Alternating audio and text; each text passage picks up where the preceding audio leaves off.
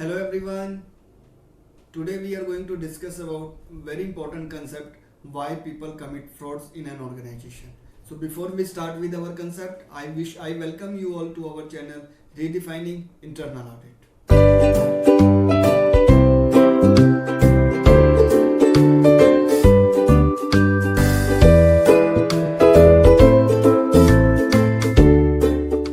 Before we start with our concept, we have to understand few other things. Number one is that fraud is also known as crime in legal language. Second is that frauds can be of two types. Number one is organizational fraud. Number two is occupational fraud. Organizational frauds are the frauds which are committed by the organizations, businesses, corporations, governments. So these kind of frauds are done for the benefit of the organizations. Second is occupational frauds.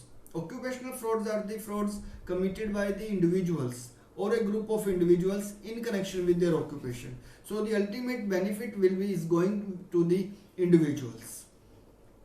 So before we understand why people commit crimes in an organization, we should understand by doing frauds what they get. The answer is very obvious. It is the money. And why a person need money? Because he has some financial problem.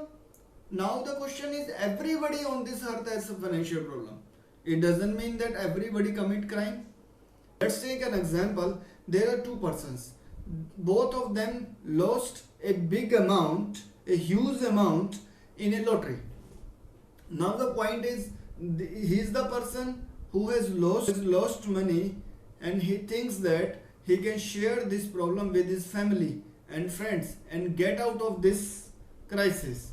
And on the other side, the same person, another person with the same loss, he considers this problem as his private and he wants to keep it secret and he don't want to share it with the others. So he considers that this problem is non-shareable to others. In this situation, from where he'll arrange money? He'll arrange money by doing the frauds. So, okay, in this example, who is under pressure? Obviously, both has the pressure. Who has the much more pressure? This one, who considers the problem as non-shareable. So, first point is clear that the first leg of the why people commit crime is the non-shareable financial problem. Now, as the non-shareable financial problem gives the motivation to a person to commit crime, but that is not only sufficient. He should also understand, he should also realizes that he has an opportunity to commit crimes in his occupation. Means he should understand, he should believe himself, he should convince himself that yes, I have that level of authority that I can commit crime without being caught. So there are three important elements in this. The second one is that number one, he perceives that. Number one is that he has an opportunity. Second is he perceives that opportunity. And third thing is he perceives that opportunity to commit crime without being caught.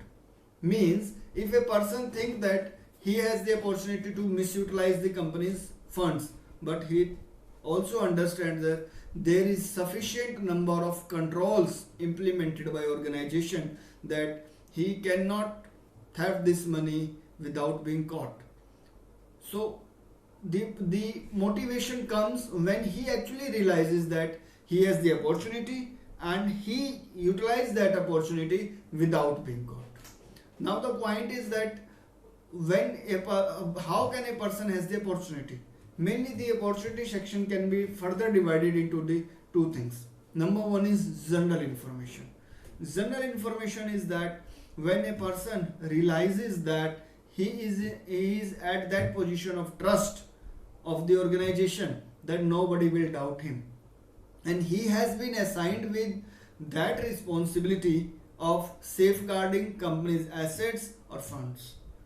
So, for example, there is a person who has assigned responsibilities to collect cash or checks from the trade partners and deposit it into the company's account, right? So he has an opportunity to misutilize that fund, but when he came to know that if I'll be doing this kind of embezzlement, I'll also not get caught. Means the company doesn't have the control system that when he picks the money from the trade partner, there is no notification goes to the organization, and they also don't have any direct communication.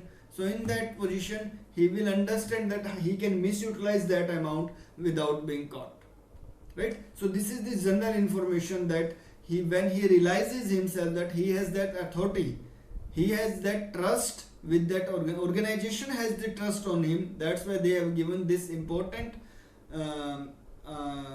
responsibility to that person. Second thing is the technical skill. When a person realizes that he has that technical skill to misutilize the organization's assets or the funds, then he will that will also give him a opportunity. Component is rationalization. Rationalization is normally known as means of justifying a theft that has already occurred. But in this concept, the rationalization has wider scope. It is not only to justify after the event, but it is also justifying before the crime has already occurred. Before the crime occurred means to justify himself that whatever I am going to do is not wrong at all. So a person can justify himself in any way. He can convince himself that whatever I am going to do is I am not going to do anything wrong.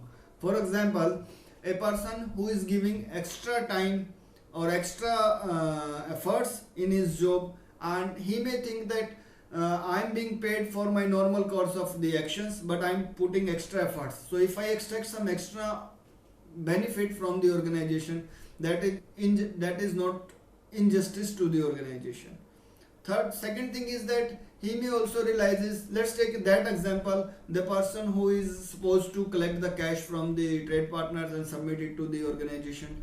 So he may misutilize that money for a couple of days. So he can convince himself that I'll utilize this money. I'm putting my life in danger by carrying this huge amount of cash while dealing with the trade partners.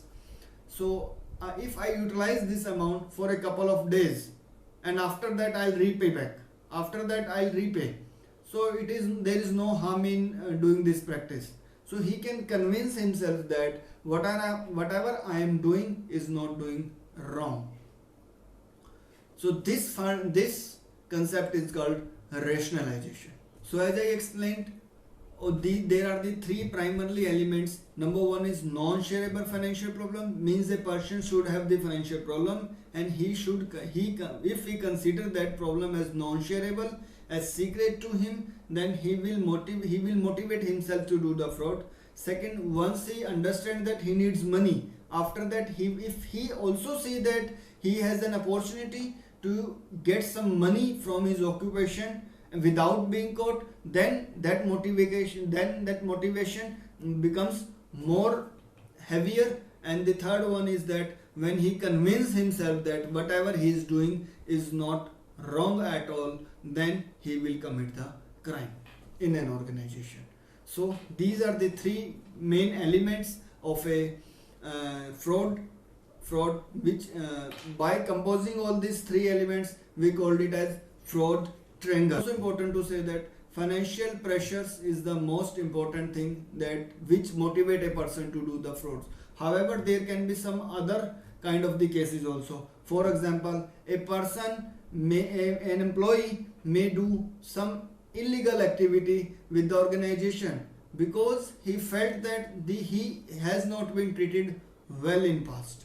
So if a person has the view that he has not been treated well in the organization, although he doesn't have any financial pressure, any non-shareable financial pressure, even then he may do the fraud in an organization just with the intention of having the revenge.